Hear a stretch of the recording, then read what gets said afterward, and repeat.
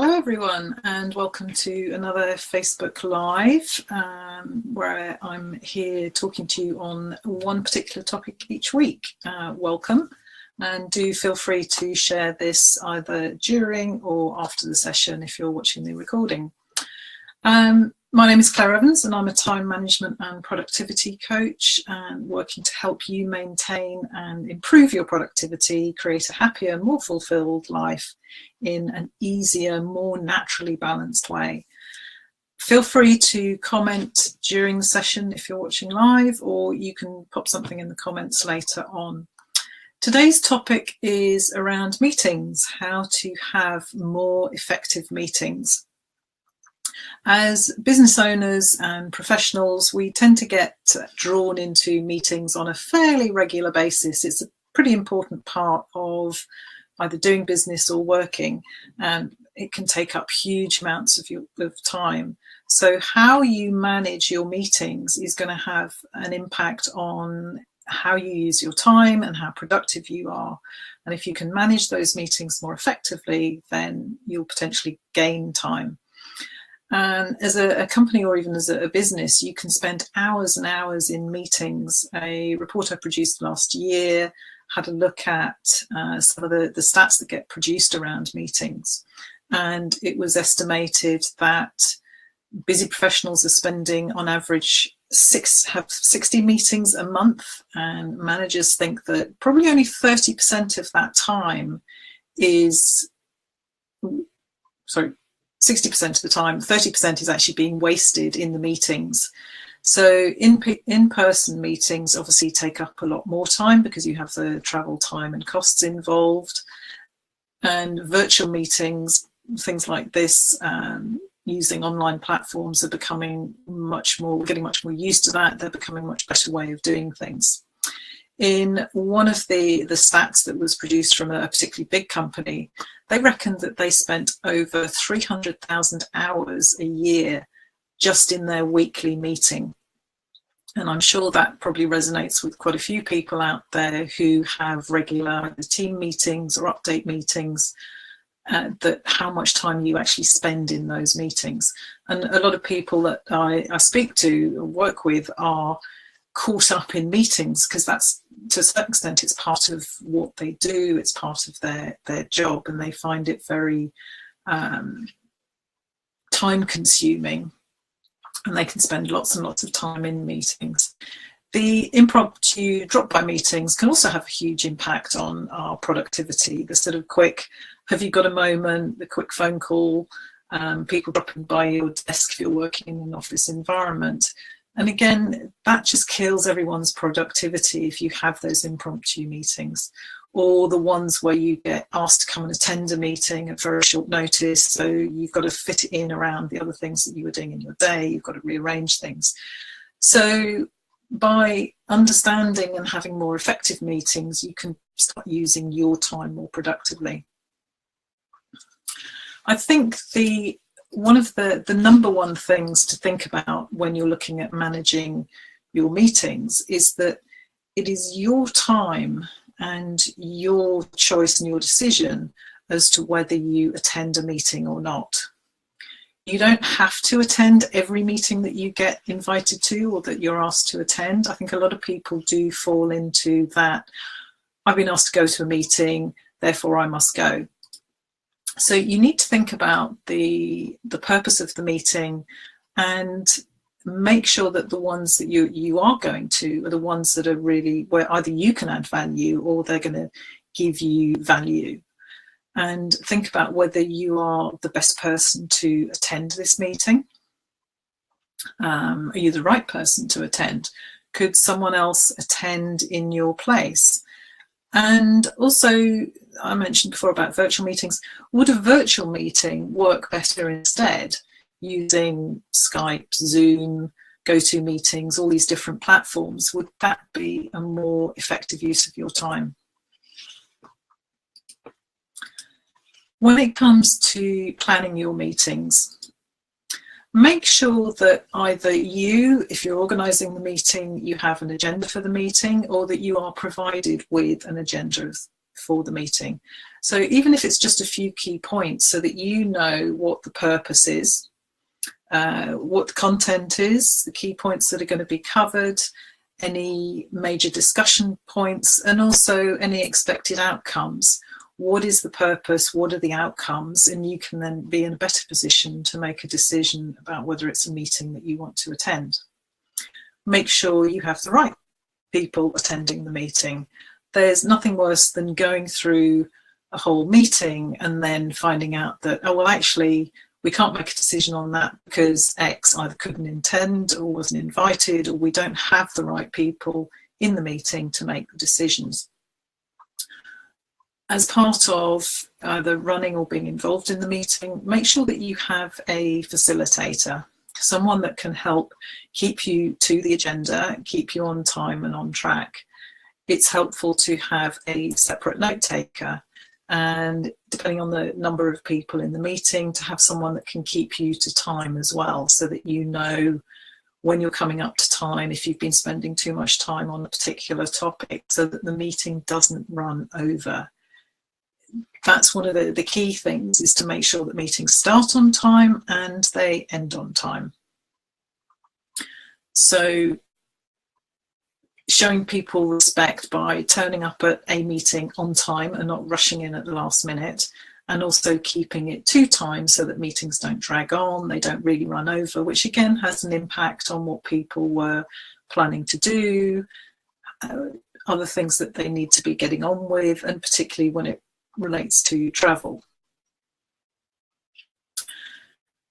Something else that I think is equally important, and a lot of people seem to almost sort of forget when they're planning a meeting, is that it's not just the 1-2 hours that you spend in the meeting. There's a lot more to it. And the impact on your time of attending a meeting is often it's not given as much time as it needs. So you need to think about the planning and preparation that goes into attending that meeting, what's involved, any research you need to do, anything you need to put together for that meeting, and also the time it takes to get to and from a meeting. So there's the travel time involved, and if it's a 1-hour meeting or a 2-hour meeting, and then you've then got 2 hours travel time either side of that, it takes out a big chunk of your day. You also need to make allowances for the time it's going to take to follow up and take the actions that come out of the meeting. So that can add to your daily task list. It can be a big chunk of time that then is needed to follow up on the actions. So you need to think about this when you're accepting an invitation or getting involved in a meeting, is what else is likely to come out of that? How much time is involved, and how much more time are you going to need following up from that? What is going to be the additional workload and any commitment or projects that are going to come out of that meeting? And do you really have time for it? And any sort of pre-meeting preparation is going to take, you need to allow at least an extra hour on top of whatever the meeting time is, before and certainly follow-ups afterwards at the very minimum. And if you're the person that's taking the notes, then you need to set aside time to do that, to distribute it, get them checked out with other people in that were at the meeting, if that's something that's required as well. Even for online meetings, and I had this happen to me, and I've done it and other people do it to me, is if you have an online meeting, and I would always say with any meeting, is make sure you aim to arrive early. Don't just think, oh, the meeting starts at 10 o'clock, therefore I will get there at 10 o'clock. Aim to get there, depending on how far you have to travel to get there, at least 10 minutes earlier. If it's further afield, then 30 minutes, sometimes even an hour early. You're not going to waste that time if you arrive early, because there are other things that you can be doing, there are other options that you have, and that's perhaps something that I'll touch on in a later session. Online meetings are obviously going to save you time, but again, make sure you're there early, ahead of time, so you can sort out any technical glitches. I had one of those today, so it's been a bit late. And if you have to download some software or you have to register and sign in, that always takes a few minutes, so allow for that. Something else around scheduling meetings is back-to-back meetings, and that's one of the things that I find a lot of people will do is they're very busy, so they will schedule back-to-back meetings through either within a day or within their week, and this is very time-consuming. It can also be very stressful, particularly if you haven't left enough time to get from one meeting to another, or if meetings run over, and you're just constantly running, trying to keep up, or arriving stressed out from one meeting to the next because you haven't left enough time in between. So that's one of the things to think about. Only schedule a manageable amount of meetings within a week, and depending on your work, this might be that you commit to only having 2 or 3 meetings in a week, or 2 or 3 within a day, or that you keep certain days of the week when you schedule your meetings and you then try and keep other days free. There is obviously always flexibility around this. It doesn't have to be set in stone, and make sure you block out the time before and after meetings, even if they're all happening in the same place, to give yourself a break, allow a little time if they do run over, and also to allow you to sort of catch up on notes or do some of the sort of the follow-up or the prep work for the next meeting. So whether it's sort of 15 minutes in between or 30 minutes, don't schedule 9 o'clock to 10 o'clock, 10 o'clock to 11 o'clock, 11 o'clock to 12 o'clock, because you'll probably find that that doesn't really work in practice. If other people have access to your calendar and scheduling meeting times, this is something again I hear quite often, is make sure they know that as well, that you need time between meetings, you need time to get from A to B, and that you don't want meetings back to back, or you don't want meetings on a certain day. And if other people are scheduling your time, block out time in your diary so that they can't schedule something in there. It's something else to think about when you're planning the meeting, that as well as the 1 hour meeting time, you also block out and plan the time when you're going to be doing your pre-work, or when you're doing follow-ups, or when you're catching up on notes, particularly following up with clients and customers or orders, or any paperwork that needs doing, that you schedule that time in as well. And this can either be associated with each meeting or in a chunk, so you can do that for all the meetings that you've attended in that particular day or that particular week. If you have had a particular busy week of meetings, then it happens. Sometimes we can have great control over what we're planning, and other times you just find that they all happen in one week. Then make sure that you've planned in a clear day or half a day, either at the end of the week or at the following week, so that you can do that catch up and get those things done. I hear quite often people with those back-to-back meetings, or they've just been really, really busy, that they then end up being 2 weeks behind because they haven't had that time to catch up on the actions or the project work or all the additional things that have come out of these meetings. So think about these when you're scheduling your meetings and when you're deciding on the meetings that you're going to go to. So then the next time you say yes to the meeting, you know that you have the time in the diary, you have the time available, and that you will be able to do the work before and after, so you can really commit to going to that meeting. And if you're someone that finds that you're just overwhelmed by all the meetings, have a look at the ways that you can reduce the number of meetings that you need to go to by really looking at, do I need to attend this meeting? Is it the best use of my time?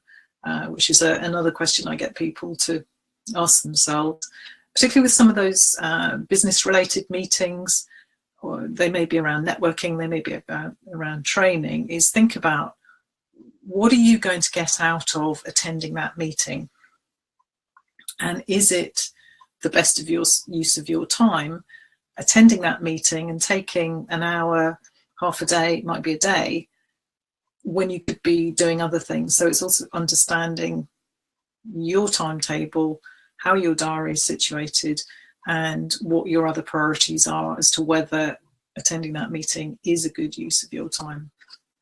And before you say yes, think about everything else that might come out of it. If you say yes to this meeting, what else are you potentially saying yes to, with all the additional workload and actions and projects that might come out of it? So those are all things to think about when you're planning and organising your meeting, so you can have a more effective meeting. Make sure you have an agenda, understand the purpose of the meeting, are you the right person to attend, and then plan accordingly, and plan in everything that is involved in a meeting, not just the time you're actually in the meeting, but the time before and after. And you can then be more selective and make better choices of your time and how effective you are with meetings. If you find that other people are not particularly good in the way they plan and organise their meetings, then allow some of your good practice and your good habits to rub off on them, so that you're not wasting time in meetings. So I hope that's been useful. If you would like to download the free time quiz that is on my on the website, just go to claireevans.co.uk, send that to me, and I provide free feedback. And there is a question in there around meetings, because I know it can be a hot topic for some people. And I look forward to either hearing from you or seeing you next week. Thank you.